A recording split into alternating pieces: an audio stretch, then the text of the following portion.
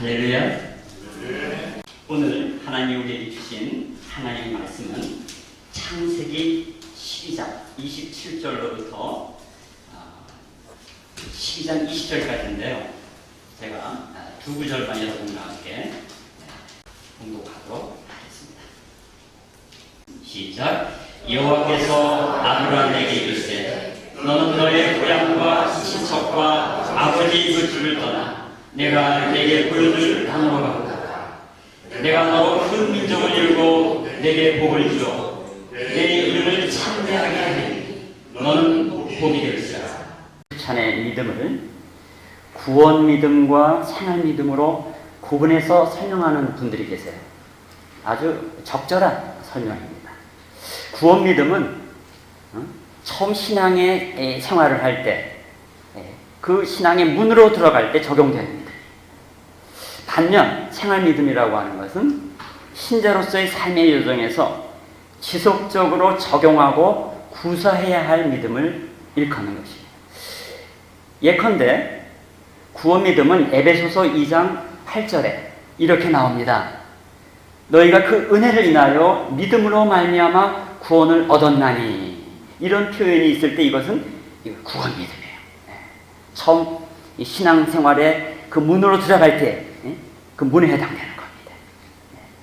그런가 하면 생활 믿음은 히브리서 10장 38절 의인은 믿음으로 말미암아 살리라. 이와 같은 구절에 적용이 가능한 표현입니다.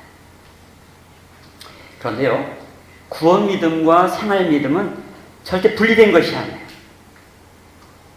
믿음의 시작 자체가 구원 믿음이라면 생활 믿음은 그 믿음의 시작 이후에 삶 속에서 지속적으로 적용해야 될 믿음을 말하는 겁니다. 구원으로 들어가는 구원 믿음은 반드시 삶의 순간순간 적용해야 될 생활 믿음으로 이어져야 한다 하는 것입니다.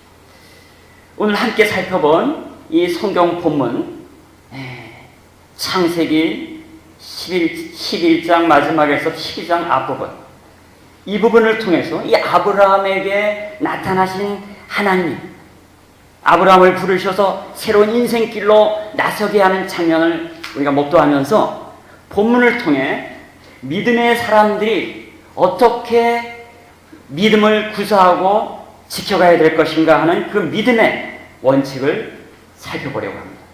믿음의 삶 원칙 첫 번째, 그것은 세속적 영향권을 떠나는 것입니다.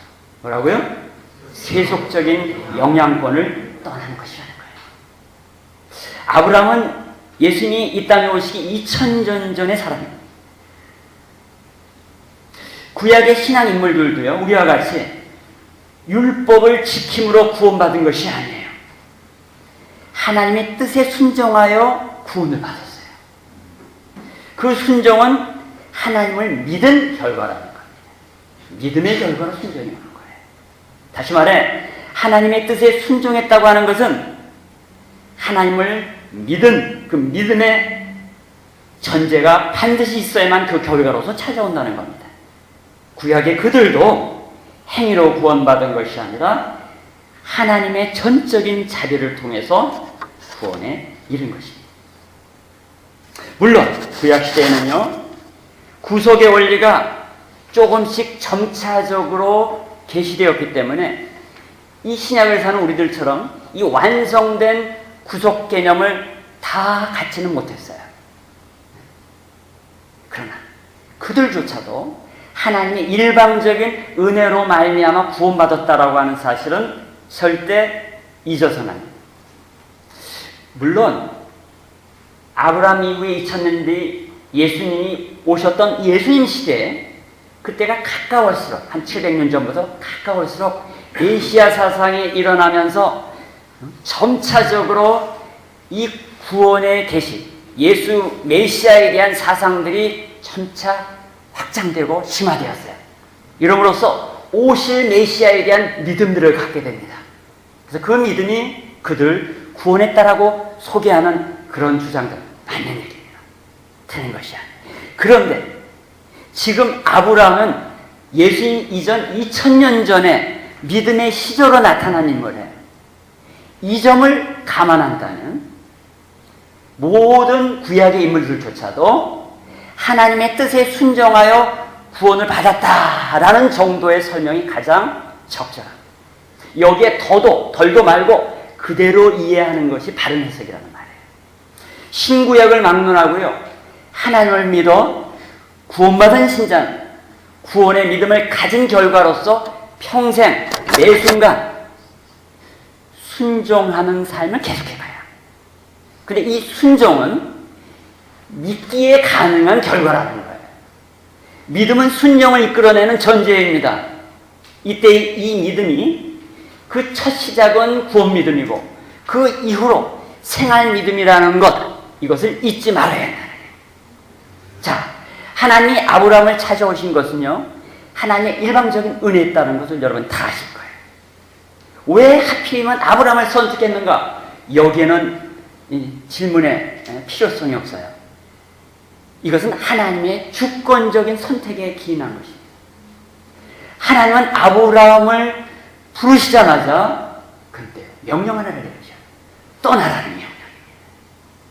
여기에 대해서 아브라함은 온몸으로 반응하게 됩니다. 이미 구원 믿음이 발동하고 곧바로 순종으로서의 생활 믿음까지 작동하게 하시는 과정을 볼 수가 있어요. 그렇다면 왜 떠나라고 하셨을까요? 하나님 없이 살아가던 시절에 아브라함의 그 정신세계와 삶의 모든 국면을 좌지우지하던 모든 영향권으로부터 아브라함을 떼어내려고 하셨던 것입니다. 하나님이 이제 새로운 민족을 이루어 모든 세대와 모든 나라의 믿음의 아버지로 아브라함을 준비시켜야 하는 이런 거대한 사역의 비전을 품고 계셨어요. 그래서 시작부터 과감한 변화를 이끄셨고 적극적인 믿음의 발걸음을 지시하셨던 거예요. 이것이 아브라함에게 있어서 믿음의 시작이었고 또한 믿음의 삶이었어요. 아브라함처럼 하나님을 만나는 순간부터 확실하게 믿음에 따른 순종을 지시받았고 이 명령 앞에 아브라함은 그대로 순종하여 행했습니다. 이 장면에서 이 떠나라 하는 이 장면의 그 지시 내용을 좀 더 곰곰하게 확인해 보면요, 주님은 세 가지로부터 떠나라고 하셨어요. 본문에. 그 첫째가 너의 고향 땅을 떠나라는 거예요. 고향 땅을 떠나라는 거예요. 그대로부터 땅이라고 하는 것은요, 사람들에게 안전하게 살 수 있는 터전이 되었습니다. 모든 억압적인 환경에서 벗어나 나름의 자유와 안전을 느끼면서 기쁨을 경험하며 살 수 있게 하는 일종의 상징적 의미를 담고 있기도 한 것입니다. 그런데 하나님은 이제 새로운 땅을 약속하시며 지금까지 너를 안정시키는 것처럼 느꼈던 그 땅을 떠나라는 거예요.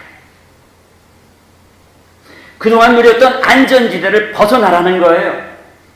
세상은 우리에게 안전하게 살아라, 안정감 있는 삶을 살아라, 이게 행복이다.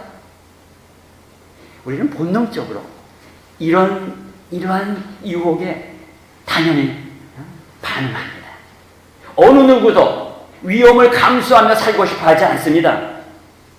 우리는 안정된 환경이 주어지지 않으면 불안하게 짝이 없어요.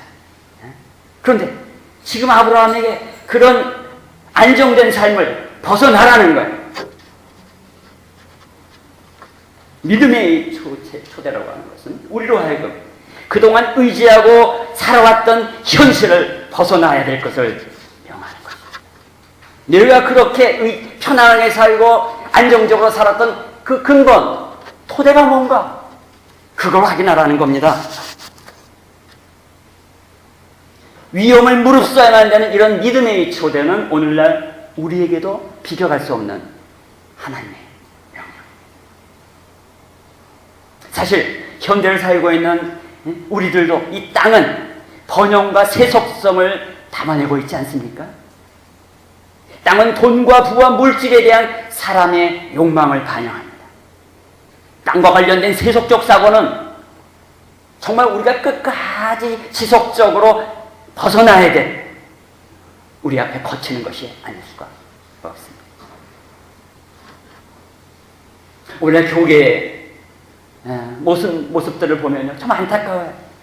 현실에 그저 안주하고 현실에서 안정감 있고 현실에서 뭔가 세상적으로도 성공하고 잘 나가는 사람들을 더욱 부추기고 그것을 성공이라 얘기하고 하나님의 축복이라고 얘기하고 있는 이 현재의 안타까운 현실의 교회 모습은 아무도 교회를 바라보면서 새로운 도전과 삶의 새로운 동기를 얻기는 어렵게 만드는, 우리가 넘어서야 될, 극복해야 될 문제가 아닐 수 없다는 겁니다. 고향 땅을 떠나라고 주님은 명령하십니다. 두 번째로 주님은 너의 친척을 떠나라고 하십니다. 너의 친척을 떠나라고 하십니다. 아브라함은 아람족에 속했던 사람이에요. 아람족. 성경에 이 갈대아 우르라고 하는 도시는요, 이 메소포타미아라고 하는 지역에 있어요. 티리스 강과 유프라테스 강 사이에 있는 지역. 그래서 메소라는 말은 뭐뭐 사이라는 뜻이고요. 또 포타라는 말은 강이에요. 그리고 미아는 도시 혹은 지역이에요. 그러니까 두 개의 강 사이에 있었던 그 지역이 아주 비옥했거든요. 그것을 메소포타미아라고 얘기합니다. 예. 그런데요, 그동안 학자들은 이 우루가 남부 수메르 문명권에 있었던 그런 아주 문명 도시라고 얘기해 왔어요. 그런데 최근에 상당한 연구의 새로운 지평이 열리면서 유대계 학자들이나 이슬람의 학자들은 북부에 있었다라고 주장합니다. 북부의 우르키라는 지역이 바로 아브라함 데려갈 수 있던 것이다, 이렇게 생각하는 것입니다. 왜 그러냐? 그 지역을 BC 2000년 전에 지배하던 그 종족의 그들의 재산제도, 그 다음에 혼인제도, 한 걸음 더 나가서 이름을 짓는 그런 장명의 이런 룰들이 지금 아브라함의 그 가족 속의 집안 속에서 그대로 반영되고 있다. 우리 주님은 뭐라고 해요? 바로 그 백성들, 그 친척들을 떠나라고 하는 겁니다.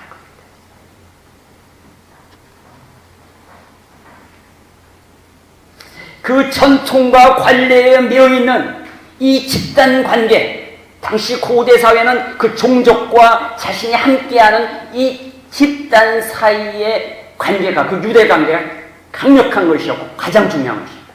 그리고 그들이 살아갈 수 있는 정신적 토양을 만들어내는 것이었어요. 바로 그것을 떠나라는 것입니다.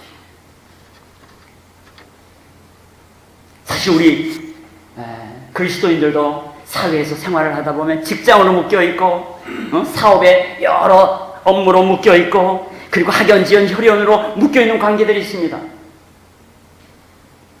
그런데 문제는 이 관계들이 대부분 비기독교적인 관계라는 거예요. 물론 요즘 교회들이 우리 사회에 많아지면서 좀 달라지는 듯 하지만 여전히 세속적 가치관을 가지고 형성된 모임으로 가득합니다. 그리고 그런 모임들이 교회 안에까지도 슬그머니 들어오고 있는 것입니다. 이런 관계가 하나님을 믿는 믿음의 생활 속에 방해가 된다면 과감하게 선을 그어야 된다는 거예요. 이제 우리는 영적으로 도움되는 신앙의 그룹의 새로운 관계를 만들어가야 돼요. 그래서 신앙의 공동체가 중요합니다. 이런 변화를 위해 우리의 결단을 필요로 하는 것이에요. 여기에 바로 생활 믿음이 구사되고 적용된다. 셋째로, 하나님은 너희 아비집을 떠나라고 합니다. 어디를 떠나라고요? 아비집을 떠나라고.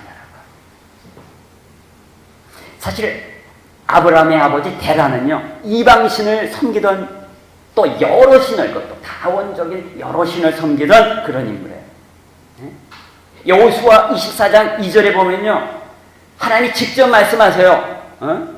그 옛적에 너희 조상 아브라함의 아버지 나홀의 아버지 데라가 강처 쪽에 거주하며 다른 신을 섬겼단 말이에요.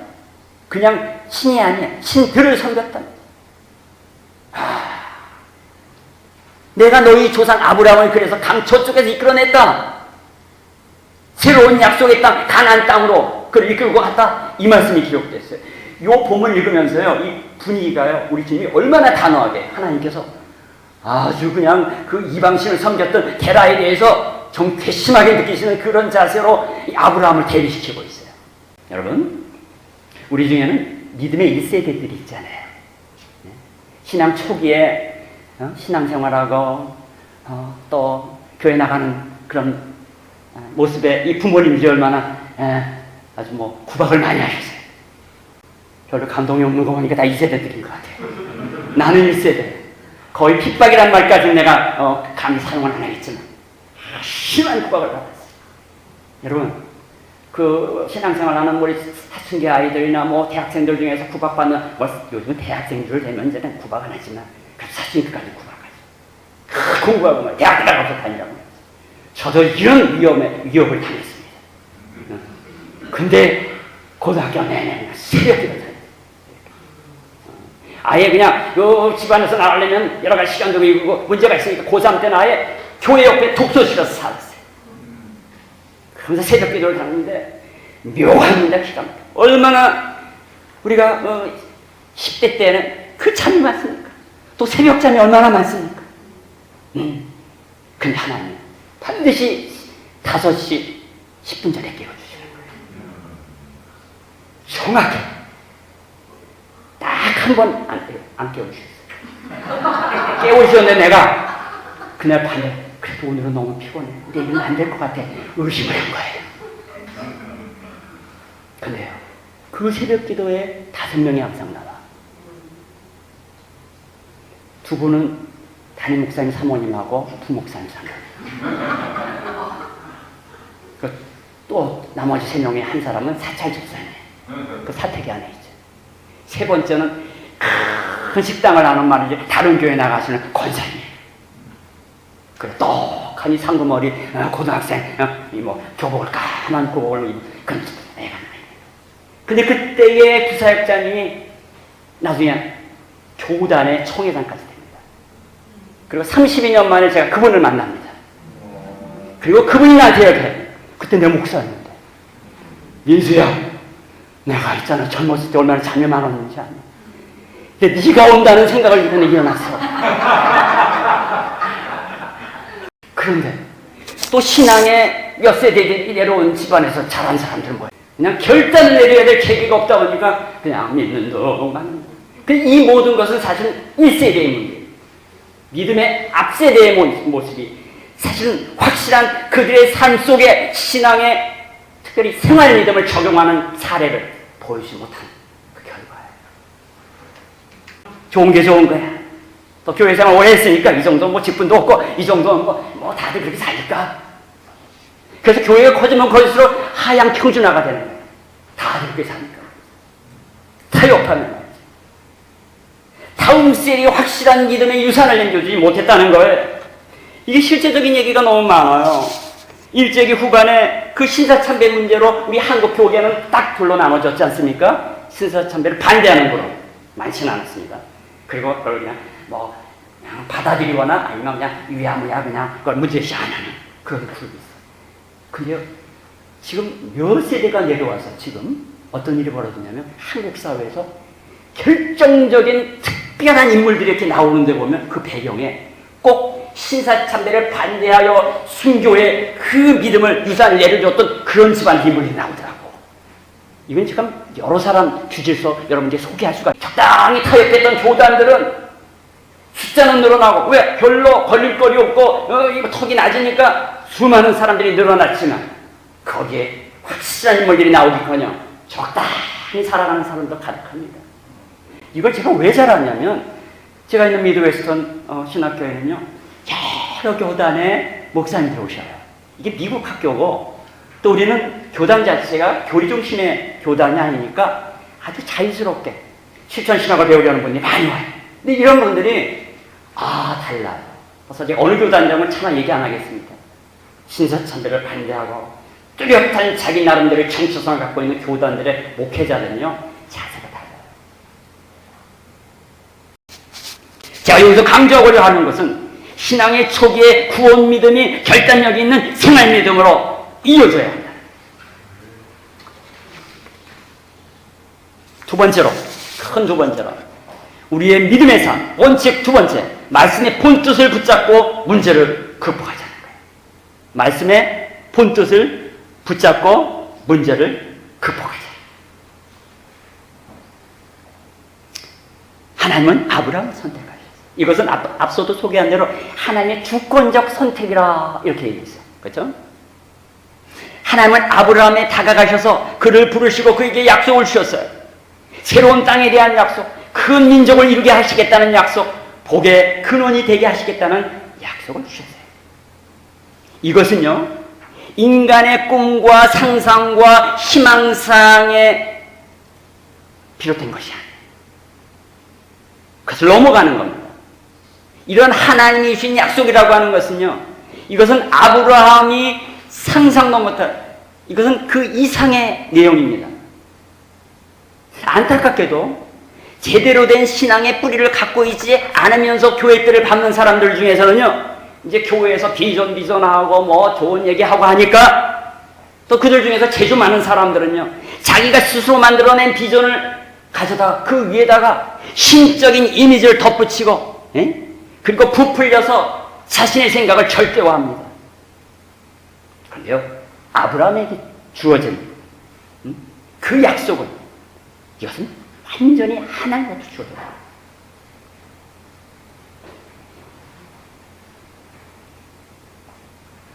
물론 이 출발이, 이 아브라함이 떠남의 과정은 그렇게 쉽지만은 않았을 것 같아요.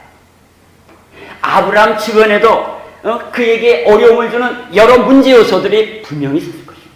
그게 뭘까요? 첫째는요, 거치는 존재들이 있었다는 거예요. 거치는 존재들.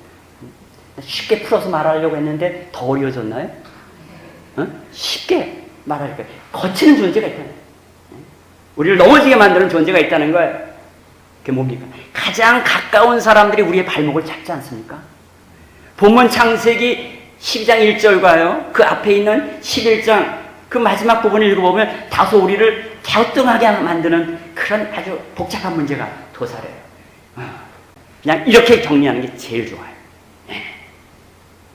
일단 갈대아 우르라고 하는 지역, 북부 메소포타미아라고 그랬죠. 근데 그 지역이 정치적으로 굉장히 혼란스러웠어요. 그리고 너무 많은 인구가 몰려들면서 더 이상 새로운 이 거처나 거주할 그런 뭐 도시를 말할 것도 없고 주변에 환경이 안 돼요. 그래서 사람들이 이제 새로운 땅으로 이주하던 시대예요, 그때가. 이주의 물결이 한때 우리나라 한 8, 90년대에 굉장했잖아요, 북미주로. 뭐 그런 현상이 있었던 시기였다는. 그래서 아버지 대라도 우리도 이주해볼까? 이런 생각이 없지 않아 있었다는 거예요. 그러나 정작 하나님 나타나셔서 소명의 일로 이끄신 것은 아들 아브라함입니다. 그러나 이 11장 마지막 부분에서 족보를 계속 나열하는 과정, 그 집안의 어른은 데라니까 데라를 앞에다 표시했다. 그리고 이제 정작 하나님의 말씀을, 약속의 말씀을 받은 사람은 아브라함이었다. 그래서 아브라함은 그 데라가 그런 마음이 조금 있었지만 그래도 이제 그냥 흐지부지해질 그 시점에 아마 아버지를 좀 설득을 해가지고 그리고 같이 이동을 한 것 같아요. 그런데 하란에 오니까 얘기가 달라. 하란이 살만해. 여기면 될 것 같아. 그래 거기 머물러버려. 근데 사실은 하나님은 뒤에 나오겠습니다만은 이런 거치는 것들을 극복해야 되는데 적당히 섞어버리는 이런 행동들에 대해서 이것은 사실은 하나님이 원하시는 바는 아니었어요. 왜요? 아버지와 그 조카 롯 때문에 인생의 여정 속에 수많은 거치는 일들이 있었잖아요. 두 번째, 무엇이 또한 하나님이 약속하신 땅으로 가는 그 신앙의 여정 속에 거치는 것이 되고 방해가 될까요? 두 번째는 지연 상황입니다. 상황 자체. 이 아브라함이 하란에서 머물러 있었던 시간이 어느 정도 됐는지에 대해서는 성경은 기록하지 않고 있습니다. 아마 그렇게 중요하지 않았기 때문에 하나님의 입장에서는 굳이 그걸 기록하게 하시지 않았던 것 같아요. 그러나 그 시간 동안에 사실은 많은 일들이 있었을 거예요.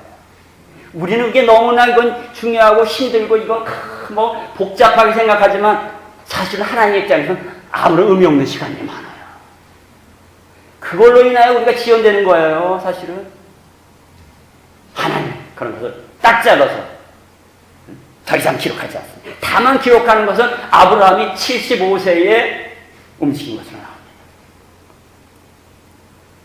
아브라함과 아버지 데라 사이에 수많은 해프닝과 갈등이 있었겠지만 이것은 단지 지연의 시간일 뿐 이것은 중요한 것이 아니에요.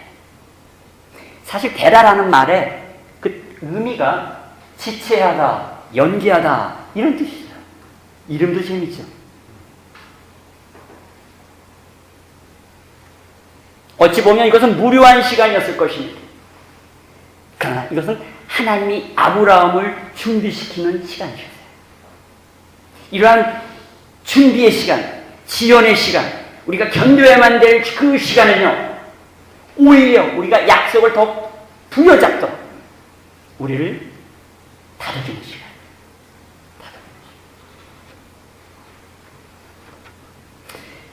이제 어쨌거나 하란을 떠납니다. 그리고 아브라함이 가나안 이 세겜 땅에 내려옵니다.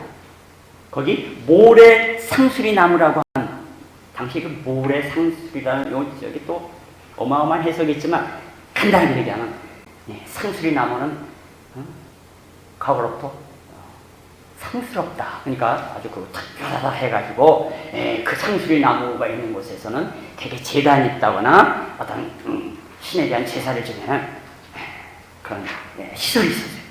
거기 이르러 우리 주님께서 이 아브라함이 이거 내가 이거 왔는데 보니까 이미 벌써 이 땅이 비옥하니까 사람들이 미와가지고 다 자기 털을 닦고 있고 여기 거할 만한 게 마땅치 않은데 아마 두리번두리번 정말 이거 하나님 여기 가나안 땅으로 인도한 게 맞아? 아마 마음에 여러 가지 혼란스러운 생각도 있었을 거예요. 이때 바로 절묘한 시간에 요때는 안 되겠다 하실 때는 우리 주님이 직접 나타나십니다. 직접 개입하시는 거예요. 그리고는 거기서 뭐라고 말씀하시냐면 이 땅을 바로 내가 네 자손에게 줄 것이다 하고 재확인시켜요. 이 놀라운 약속을 재확인한 사건을 맞이하면서 아브라함 너무 기뻤던 것 같아요. 거기에 제단을 쌓고 예배를 드립니다. 여기서 여호와를 불렀더라 이 말은 예배를 드렸다는 거예요. 그런데 그럼에도 불구하고 계속 여건이 불리해지니까요. 안 되겠다. 왜?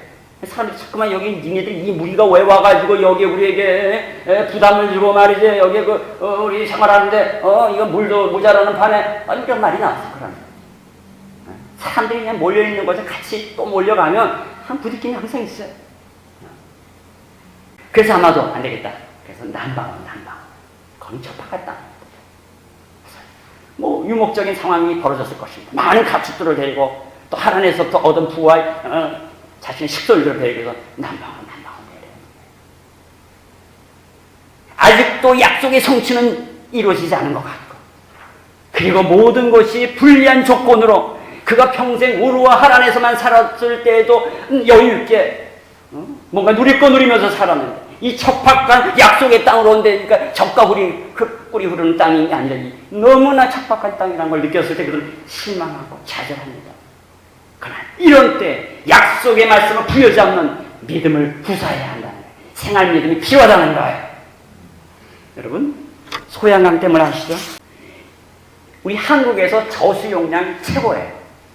하긴 이 소양강댐 우리나라 최대의 저수 용량이에요. 근데 이것은 크기만 가지고선 유명한 게 아니라 이것을 짓는 건설 방식 때문에 유명해요. 이 댐을 사력댐이라고 합니다. 근데 이 사력댐이라는 건 뭐냐? 콘크리트나 시멘트를 사용하는 게 아니에요. 이 중심부에 중심줄을 만듭니다. 기둥을 만드는 거예요. 그거를 점토를 계속 쌓아나가면서 세우고 그 옆에는 모래와 자갈로 덮는 거예요. 옆에는. 이런 댐을 가리켜 사력댐이다. 그래서 이걸 지을 때 우리 한 번도 지어보지 않은 방식으로 하는데 가능하겠느냐 해서 말들이 많았어요. 근데 정충호 씨가 이 중심지에 점토를 깔아가는 이 방법이 알려져 있어요. 점토를 20cm를 깔고 수많은 그 거대한 노을로가 그것을 다지는 거예요. 말이 20cm지 다지고 나면 그건 막 쫄아들어. 근데 얼마나 높은지 몰라 이게. 이 작업은 수많은 시간을 필요로 했고 수많은 기술과 사람들의 노력이 필요했어요. 그래서 드디어 이거 완성되는 거예요. 그러니까 어마어마한 저수 용량을 자랑하는 훌륭한 때입니다. 우리의 믿음의 과정이 그런 거예요. 하나님, 우리의 끊임없는 땀 흘림의 과정. 아니 선교사들이만 나가가지고 우리 안지영 선교사님이 나가 16년을 거기서만 있어요. 어떻게 보면 가장 중요한 인생의 20대 후반에 30대를 40대 초반까지 거기서 묻은 거예요. 그냥 인공지능 가지고 그냥 한 방에 쫙 돌려가지고 이거는 하나님의 방법이야. 그것은 그 과정에 수고하고 땀 흘리는 그분 자신이 하나님 앞에 준비된 영혼이 되는 거예요. 아브라함이 되는 거예요. 그리고 그가 살아왔던 삶은 세상에 속된 그런 삶이 아니고 철저하게 다른 종류의 삶을 보여요. 그분 앞으로 종종 예와 스스로 말하기 어려운 것들을 제가 얘기할 거예요. 이렇게 얘기하다 보면 있었던 집안 얘기한 건데 다 간질거려요. 우리 신앙의 공동체, 이 저쪽 연합교회 탄생의 이 1세대들은요, 뭔가 정말 하나님 앞에서 이 다져진 믿음, 세상의 다른 곳에서는 볼 수 없었던 이곳만의 정체성과 유산을 남겨야 됩니다. 만들어 가야 합니다. 그걸 보고 사람들이 영향받아서 나도 함께 하기를 원하는 거예요. 5만 가지 선물을 주고 5만 가지 그럴싸한 구슬로 가지고 사람을 나오게 해가지고 사람이 변화되는 게 아니에요. 그런 사람이 많아지면 아까도 얘기했지만 하향 평준화만 되는 거예요. 세 번째로 세속적 집착입니다. 세속적 집착. 사실 아브라함의 내면 속에는요 여전히 자기가 살아왔던 삶의 과정이 있잖아요. 떠날 때 75세예요. 평생에 걸쳐서 그 내면과 정신세계를 꽉 들어차 있는 인식의 틀들이 있다고요. 다 어디서 배운 거예요? 갈대아 우르에서 배운 거예요. 자기 집안에서 배운 거예요. 아버지 데라로부터 배운 거예요. 그런데 이러한 세속적 정신세계가 정리되고 떼어져 나가고 하는 이 과정은요 만만치 않은 거예요. 이 과정은 반드시 실망과 좌절이 따라야 돼요. 안타깝지만 고통스럽지만 눈물이 나야 돼요. 그 과정을 밟아야 가야 되는 것입니다. 처음에 아브라함은 하나님이 새 땅을 준다니까 가기만 하면 멋진 땅이 짱 하고 나올 것이다. 뭐 이런 기대를 혹시라도 했을지 몰라요. 여러분 세겜까지는요 갈릴리 지역에서 이 세겜까지는 계속 비옥해요. 지금 뭐 4,000년 전에 더 비옥했을지 몰라요. 근데 이 좋은 땅은 이미 가나안 원주민들과 미리 이주해온 사람들의 몫이 되어 있던 것이죠. 그러니까 아브라함이 이제 막 그냥 화가 나가 정복전쟁을 일으키고 뭐 힘도 없었고요. 예? 이건 그는 그런 성품을 갖고 있는 위인도 못 돼요. 여러분 우리의 대단한 이 능력과 실력이 없는 것을 감사해야 돼요. 여러분. 나폴레옹처럼 그 정복량뿐만 아니라 전략적인 지혜가 그건 세상을 정복해가지고 모든 수많은 사람들의 민초들의 희생을 먹고 그 피 위에서 건설되는 그런 제국일 뿐입니다. 다 필요 없는 거예요. 그러나 이러한 세속적 집착은 여전히 아브라함을 그 내면을 좌우했을 것입니다. 그러니까 어디를 거쳐요? 남방으로 내려와. 뭐 머물러 있었으면 좋을 뻔했는데 남방으로 내려오니까 사막과 강야뿐이야. 게다가 이제 기근까지 찾아왔어요. 이런 우여곡절이 계속됩니다. 이것은 뭐라고요? 필히 거쳐야 될 절차입니다. 세속에 쩔어있는 우리의 내면을 파헤치고 긁어내고 우러내고 간수를 빼는 작업은 어쩔 수 없이 거쳐야만 되는 과정입니다. 이것은 아브라함에게도 예외일 수 없습니다. 그리고 저와 여러분에게도 예외일 수 없습니다. 여러분 간수 빼는 작업을 아십니까? 요즘 후쿠시마 오염수 때문에 난리가 아니지 않습니까? 그 정치인들은 그것을 오히려 그냥 정당 이득을 위해서 그걸 그냥 온갖 소리를 다 해가지고 엉뚱한 주장들을 내세우는 이런 와중에 인천은 어떻게 삽니까? 나름의 살 방도를 찾지 않습니까? 그 일단 사재기를 하는 겁니다. 우리 집에서도 있었습니다. 제 아내가 여고 동창생들하고 이 단톡방을 만들어가지고 온갖 정보 교환을 합니다. 식품을 단체로 구입을 합니다. 예? 근데 며칠 전 떡하니 수십 킬로짜리 진한 소금이 우리 문 앞에 떡하니 요즘 우리 집사 웬만한 거 그냥 똑똑똑똑 그냥 자기가 혼자 들고 들어오는데 이건 너무나 크니까 너무나 무거우니까 여보 도와줘 SOS를 참 나갔어요. 설교 중에 나갔더니 정말 발덩어리야. 어마어마. 그래서 그냥 간신히고 마지막에 내가 혼자서 지금 내 허리가 상당히 아파요. 이걸 들고서 그 위치에다 딱 올려놨더니 안 되는 거야. 그럼 뭐가 아니야? 밑에다가 큰 대야를 깔고 거기에 또 받침을 하고 거기에 올려놔요. 그래가지고 그 작업을 다 하더라고요. 내가 어제하고 오늘 아침에 일어났는데 왜 허리가 아프나 했어. 계속 허리가 아프나. 계속 이러고 다니면 계속 이러고 다니면. 그런데 그러고 나니까 정말 며칠이 지나니까 간수가 빠지는 거예요. 간수가 빠지는 거예요. 여러분, 그럼 간수를 얼마나 빼야 될까요? 간수가 얼마나 잘 빠졌느냐에 따라서 소금의 맛이 달라지는데.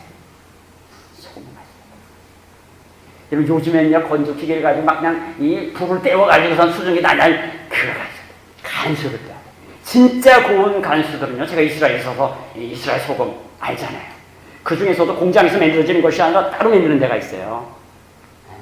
그럼요 몇 년 동안 아주 좋은 소금은 최소 3년을 말랐다 간수가 다 빠졌다면 또 물을 붓는데 또 빼는데 또 물을 이걸 3년을 작업한대. 그 이상은. 그럼 최고의 맛을 만들어낸다는 거예요. 여기는 시간이 필요합니다. 공들임이 필요합니다. 허리도 아파야 됩니다. 어쩔 수 없어요. 바쁘다고 귀찮다고 간수를 빼지 않으면 음식에 쓸 수 없는 그런 버려져야 될 소금. 우리 주님이 비유를 주셨을 때 그 표현 그대로 못 써요. 하나님은 우리를 하나님의 작품 세계의 고귀한 도구로 쓰시기를 원하신 것. 이를 위해서 간수가 빠지는 시간이 필요해요. 이 과정은 우리가 거쳐야 만드는 그런 과정입니다. 세속에 물들었던 마음, 돈에 중독됐던 마음, 높아지겠다고 달려갔던 마음, 더 많은 물질의 소유자가 되겠다라고 생각했던 그 중독된 마음들을 간수가 빠져나가는 우리의 정신으로부터, 우리의 내면으로부터 빠져나가는 작업이에요. 여기에 좌절과 절망과 낙담과 실망감 이런 시간들이 있어야 된다는 거예요. 여러분 제자들도 그랬잖아요. 예수님을 쫓아갔더니 먹고 다 저고 그 때때로 가끔은 또 그냥 기적을 일으켜가지고 5,000명을 먹이시고 4,000명을 먹이시고 그 예수님이 직접 요리하신 건 얼마나 맛있었겠어요. 이거 포도주가 최고의 포도주가 됐다고 해가지고 난리가 났잖아요. 가나에서.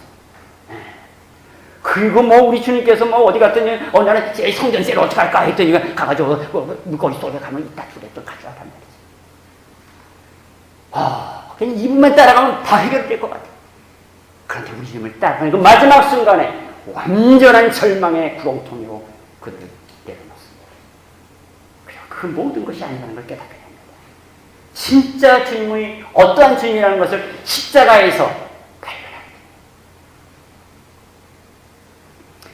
사실요 2000년의 시간이 지나서 히브리서의 기자는요 이 아브라함을 조명하면서 그의 믿음을 기록하는데 어떻게 얘기하냐면 아브라함이 장막에 거했어요. 이 사람은 처음에 성을 생각했던 거 아니에요. 땅을 주면 성도 주겠다. 아니 내가 성을 만들겠다 말이에요. 그래가지고 하란과 나중에 그 애국까지 가가지고 수많은 불을 창출해내고 뭡니까 식솔들을 크게 만드는 거예요. 족장이 되는 거예요. 그런데 평생 어떻게 살아요? 장막에 거예요. 그가 하나님이 계획하시고 지으실 수가 있는 성을 바랐습니다. 그 성은 바로 하나님이 계획하시고 그분이 지으시는 성이어야 된다는 걸 알았어요.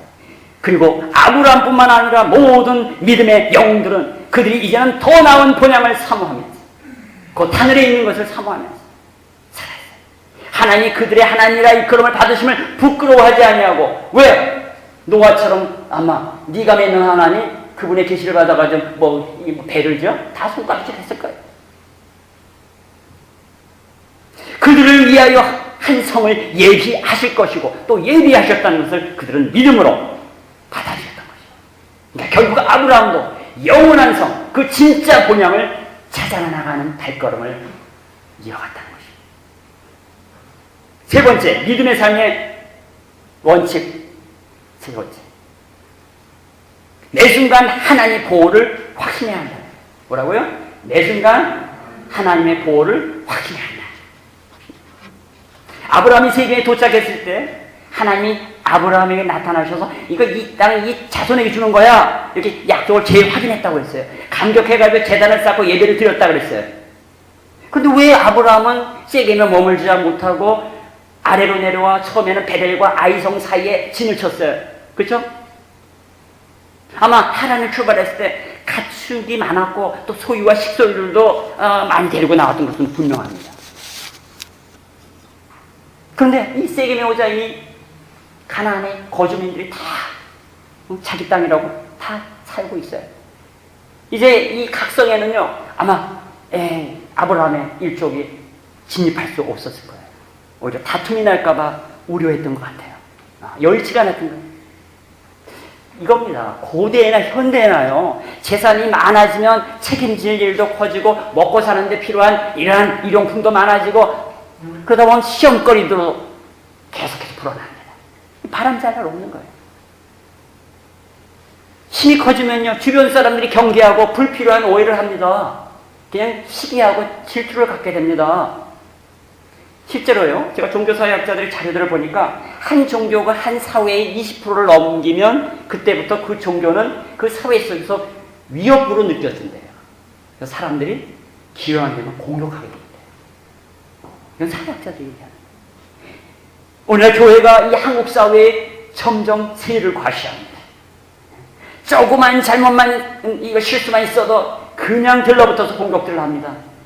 그런 것을 방어하다가 교회는 해야 할 일을 못하고 있지 않습니까? 아브라함이 어떻게 가나안에 머물려고 시도를 안 한 건 아닌 것 같아요. 했어요. 그런데 본문에서 보면 도저히 머물 수가 없으니 내려가야 돼. 더 내려가야 돼. 하다가 어디까지 내려가요? 애굽까지 내려가요. 자, 여기 중요한 대목이 나옵니다. 문제를 만나. 도저히 감당할 수 없어. 우리에서 나왔는데 우리의 문명권에서 벗어나서 새로운 땅을 찾았으나 이건 지연되고 있고 뭔가 올 것 같지 않아.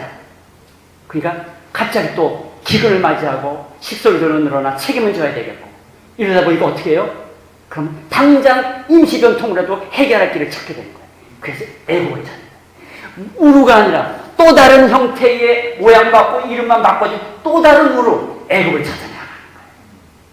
문제의 현장 속에서 하나님을 바라봐야 되는데 세상 사람들이 해결해가는 방식을 가지고 동일하게 또 아브라함은 해결했어요. 이 대목에서 아브라함이 하나님께 기도했다는 어떤 기록도 나오지 않아요.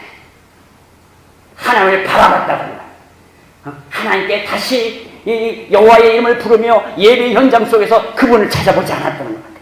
별로 이것이 나오지 않아요. 그래서 이제 내려옵니다. 애굽으로 내려옵니다. 임시반 변통의 길을 찾습니다. 근데 이제 이 머리가 나름의 이 아브라함이 보통 사람이 아니고 이제는 한 족장의 역할을 할 만한 인물이다 보니 많은 경험이 있었던 것 같아요.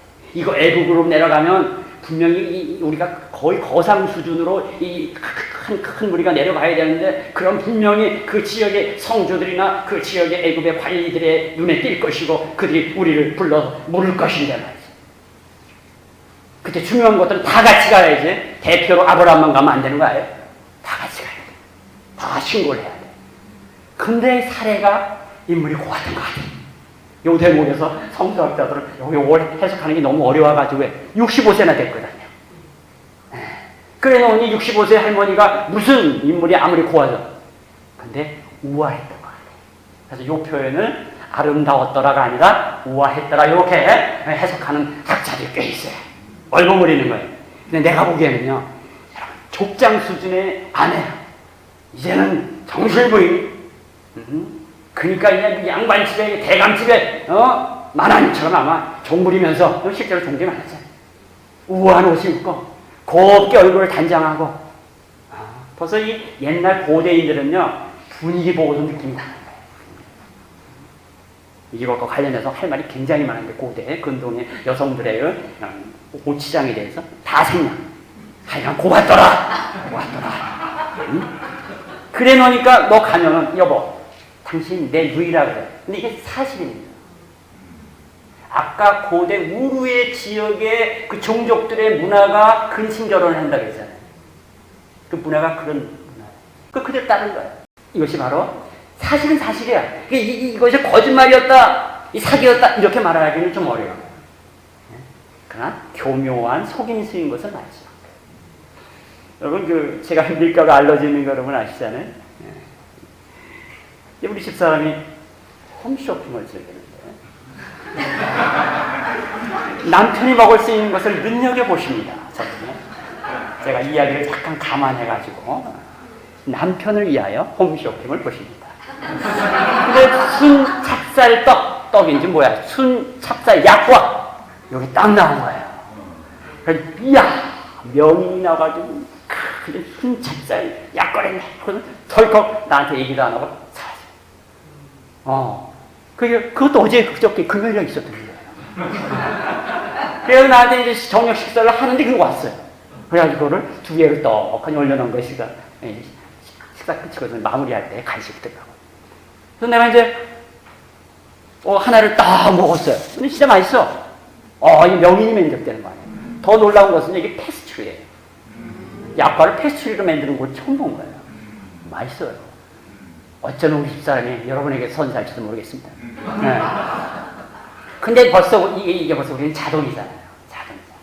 이 식도가 굉장히 중요합니다. 음식물이 딱 내려가면요, 이 식도에서 말이죠 MRI를 찍어버려요. 그래서 각 음식물의 영양소에 따라서 이 파장을 다 읽는다는 거예요. 그래서 속에서 두 번째 먹으려는데 좀 이상한 거예요. 그래서 집사람한테 얘기합니다. 여보 이거 순 찹쌀 맞아? 명인이 그랬어. 두 개 더 꼴떡 먹었지. 그 1시간이 지났습니다. 이건 아닌 거야. 그래서 냉장고에 가가지고 약가를 찾아가지고 이것도 되게 재료 쬐그맣잖아. 돋보기를 가져다가 먹는 거예요. 밀가루 28% 미국산.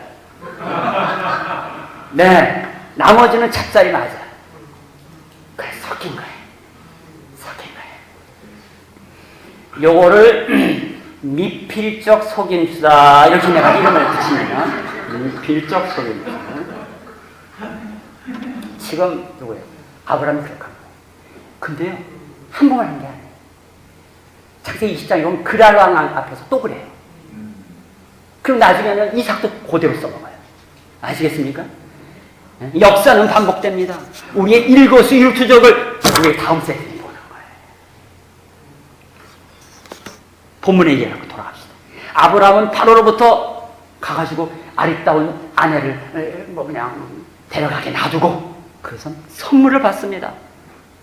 그걸로 위로가 됐을까요?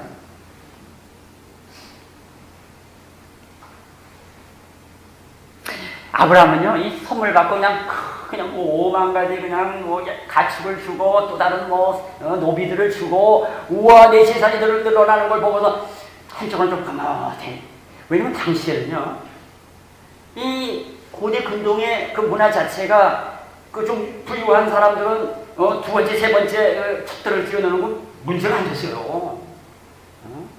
어쩌면 말이야 하나님이 자식을 준다 그랬는데 이 사례가 아니라 이 사례가 이 경수가 끝일 것 같아. 이게 아직 자식을 못 낳아서 또 그런 제2, 제3의 또 첩을 통해서 자식을 낳자. 뭐 이런 생각까지 갑자기 말이죠. 너무나 절망감 속에서 그걸 자식을 위로하는 남치고 온갖 생각을 다 했을지 몰라요. 이건 너무 심했나?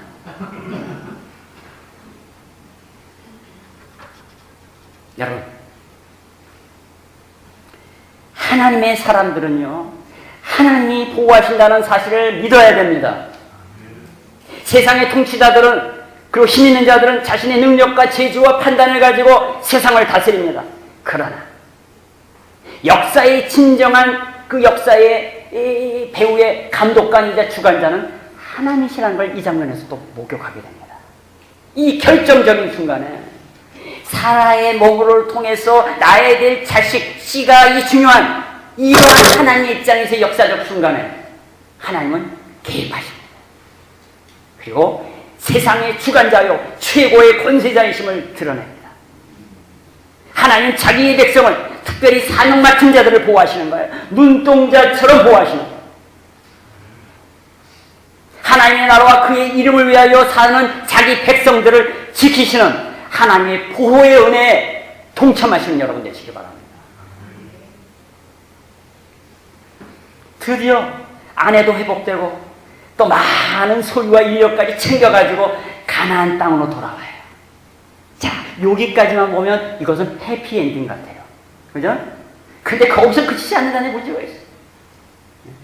아브라함은 애굽이 이주라고 하는 선택이 사실상 우르에서 떠나가지고 또 다른 형태의 우르에 간 이 애굽 이주라고 하는 선택이 사실 엄청난 결과로 이어진다는 사실을 결코 상상하지 못했을 겁니다. 바로 거기서 애굽 여인들을 취하여 돌아옴으로써 결국 사례의 몸에서 나와야 될 자식 외에 또 다른 자식들이 출현했고, 그걸로 인해서 역사적 비극의 단초를 제공합니다. 아까 이스라엘 학자들조차도 아브라함 연구한다고 그랬잖아요. 데라 연구한다고 그랬잖아요. 그죠? 이스마엘을 통해가지고 아랍인들이 형성이 돼서 아브라함은 아랍인들의 조상이기도 한 거예요. 그가 얻은 부로 인하여 이삭은 금수저로 자라게 됩니다. 미성숙해서 벗어나지 못하게 됩니다.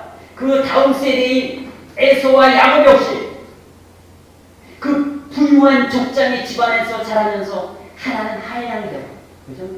한량은 야비한, 어떻게 해서라도 속임수를 써서라도 장작권을 얻겠다라고 하는 이 수준 떨어지는 이 얄팍한 야심자가 되죠. 그렇게 된 도망자 시대. 하나님과 애굽에서 얻어진 그 부와 힘이 그 가문을 일으켰냐? 도움은 크냐? 오히려 원치 않는 없어도 되는 문제의 불씨를 만들어낸다는 사실을 기억해요. 결론적으로 아브라함이 겪었던 일련의 사태로부터 우리가 얻어야 될 교훈은 무엇일까요? 하나님 주신 약속의 말씀을 어떤 상황에서나 우선적으로 생각해야 한다는 것입니다. 부르심을 받은 자들이 끝까지 하나님이 보호하신다는 이 놀라운 은혜를 사모하는 믿음을 구사해야 한다는 거예요. 맞습니다. 인생의 속에는 많은 사태를 맞이합니다. 인생의 기로에 맞닥뜨립니다. 바로 이때 믿음을 구사해야 합니다. 어떤 처지에서나 하나님 나의 인생, 내 신앙 공동체의 주관자가 되신다는 사실을 우리는 확신해야 합니다. 바로 그 역사를 이루기 위해 그 뜻 안에서 우리가 머물러 있을 때 하나님은 잠시도 우리를 방치하지 아니하시고 눈동자처럼 우리를 보호하시며 우리의 필요를 채워주신다는 사실을 매 순간 믿음으로 받아들여야 합니다. 이것이 생명입니다. 기도합시다. 존귀하신 아버지 하나님, 그렇습니다. 하나님을 향해서 믿음을 구사해야 할 때 수많은 거치는 것들이 있습니다. 믿음으로 이것을 극복할 수 있도록 도와주시옵소서. 하나님의 약속의 성취가 지연되고 지루하게 우리도 알고 힘든 시간을 보내게 할 때 오히려 하나님의 약속을 더 부여잡은 저희를 될 수 있도록 도와주시옵소서. 어떠한 위기 상황에서 하나님을 보호하시며 주의 영광을 위해서 우리를 사용하실 것이라는 확실한 생활 믿음으로 하나님 나라를 개척해가는 믿음의 사람들 될 수 있도록 축복하여 주옵소서. 예수님의 이름으로 감사하고 기도드립니다. 아멘. 이제는 우리 주 예수 그리스도의 은혜와 아버지 하나님의 극진하신 사랑하심과 성령 하나님의 매주 충만 교통하심, 오늘 말씀을 받고 하나님 앞에서 약속의 땅으로 나아가는 일에 있어서 진실로 말씀만을 의지하고 보호의 하나님을 바라보며 살아가는 믿음의 공동체가 되도록 역사하며 하나님을 향해 나아가는 그런 축복으로 가득하게 주님의 이름으로 간절히 축원하옵나이다. 아멘.